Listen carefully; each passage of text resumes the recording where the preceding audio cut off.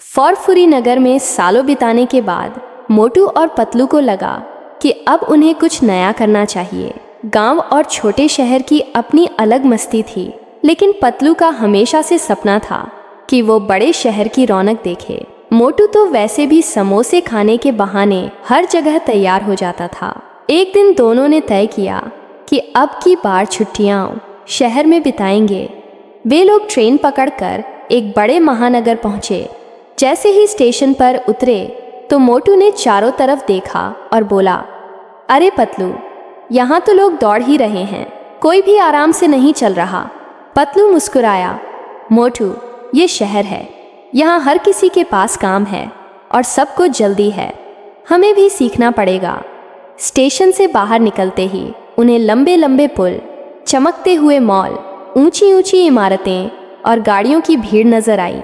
मोटू ने हैरानी से कहा, अरे ये गाड़ियाँ इतनी तेज क्यों भाग रही हैं? और ये इमारतें तो आसमान को छू रही हैं। पतलू ने समझाया, ये ही है शहर की पहचान, यहाँ सब कुछ तेज है, हमें भी इनके साथ एडजस्ट करना होगा। दोनों ने एक छोटे से फ्लैट में रहने की व्यवस्था की। पहली ही सुबह मोटू ने सोचा कि समोसे कहाँ से मिलेंगे। पतलू उसे लेकर शहर के मशहूर बाजार गया। वहाँ तरह तरह के खाने के ठेले थे, हर जगह चटपटी खुशबू। मोटू ने तुरंत 10 समोसे खा लिए। पतलू ने कहा, अरे मोटू, थोड़ा धीरे खाओ, वरना यहाँ भी मुसीबत मोल ले लोगे। शहर में उनका पहला अनुभव बस में सफ़र करना था। मोटू ने सोचा कि बस गांव की तरह ही होगी, लेकिन जैसे ही दोनों चढ़े, लोग धक्का मुक्की करने लगे। मोटू बीच में फंस गया और चिल्लाने लगा, अरे हटो, मेरे समोसे मत कुचलो। पूरे बस में लोग हंसने लगे। पतलू ने किसी तरह उसे सीट पर बैठाया। अगले दिन पतलू ने कहा कि हमें काम भी ढूंढना चाहिए, शहर में रहना आसान नहीं है। दोनों एक अखबार के ऑफिस पहुंचे। वहां उन्हें डिलीवरी बॉय की नौकरी मिल गई। अब उनका काम था अखबार लोगों के घर तक पहुंचाना। मोटू ने कहा, ये काम तो आसान है, लेकिन जब सुबह 5 बजे उठना पड़ा तो मोटू बोला, अरे पतलू, इतनी सुबह तो सूरज भी नहीं निकलता, फिर हम क्यों उठें? पतलू ने डांटते हुए कहा, शहर में काम किए बिना कोई नहीं टिक सकता, उठो और चलो। दोनों साइकिल लेकर अखबार बांटने निकले। मोटू ने गलती से अखबार किसी के घर की खिड़की तोड़ते हुए फेंका। मालिक बाहर आया और डांटना शुरू कर दिया। पतलू ने समझाया, माफ़ कर दीजिए, ये नया है। लेकिन मोटू बोला, अरे भाई, आपकी खिड़की तोड़ दी तो क्या हुआ, कम से कम हवा तो आएगी। सुनकर सब हंस पड़े। फॉरफुरी नगर में सालों बिताने के बाद मोटू और पतलू को लगा कि अब उन्हें कुछ नया करना चाहिए। गांव और छोटे शहर की अपनी अलग मस्ती थी, लेकिन पतलू का हमेशा से सपना था कि वो बड़े शहर की रौनक देखे। मोटू तो वैसे भी समोसे खाने के बहाने हर जगह तैयार हो जाता था। एक दिन दोनों ने तय किया कि अब की बार छुट्टियां शहर में बिताएंगे। वे लोग ट्रेन पकड़कर एक बड़े महानगर पहुंचे। जैसे ही स्टेशन पर उतरे तो मोटू ने चारों तरफ देखा और बोला, अरे पतलू, यहाँ तो लोग दौड़ ही रहे हैं, कोई भी आराम से नहीं चल रहा। पतलू मुस्कुराया, मोटू, ये शहर है, यहाँ हर किसी के पास काम है और सबको जल्दी है, हमें भी सीखना पड़ेगा। स्टेशन से बाहर निकलते ही उन्हें लंबे लंबे पुल, चमकते हुए मॉल, ऊंची ऊंची इमारतें और गाड़ियों की भीड़ नजर आई।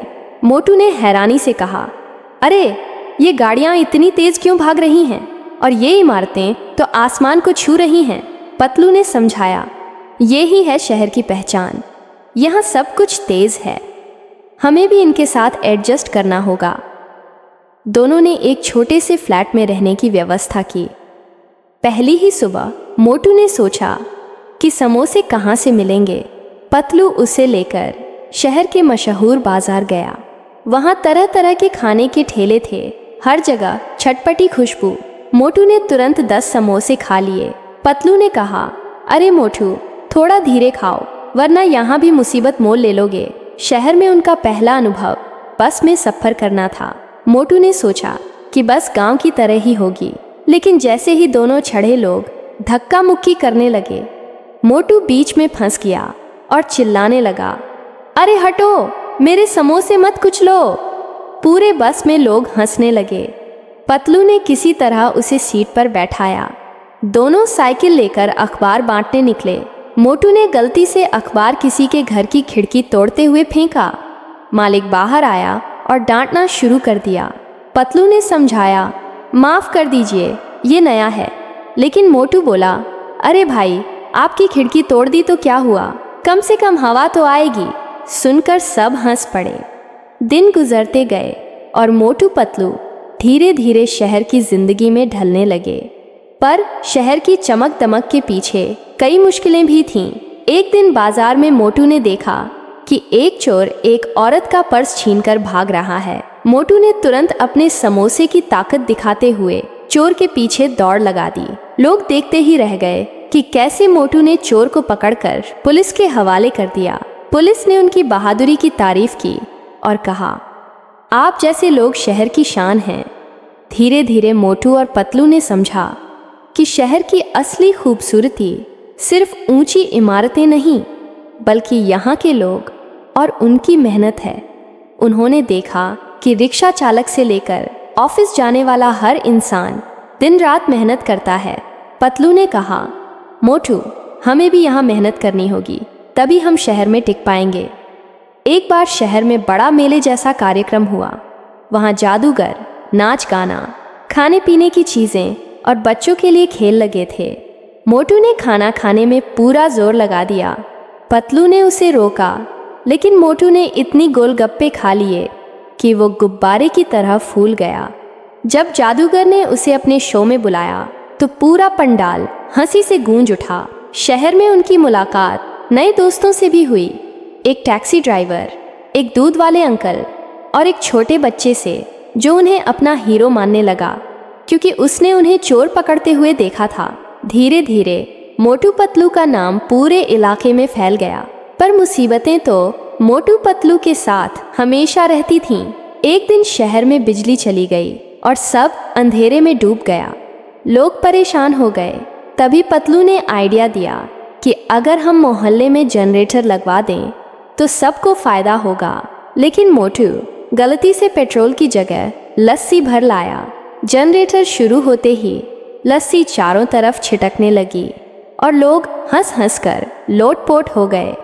धीरे धीरे मोटू और पतलू ने समझा कि शहर की असली खूबसूरती सिर्फ ऊंची इमारतें नहीं, बल्कि यहाँ के लोग और उनकी मेहनत है। उन्होंने देखा कि रिक्शा चालक से लेकर ऑफिस जाने वाला हर इंसान दिन रात मेहनत करता है। पतलू ने कहा, मोटू, हमें भी यहाँ मेहनत करनी होगी, तभी हम शहर में टिक पाएंगे। एक बार शहर में बड़ा मेले जैसा कार्यक्रम हुआ।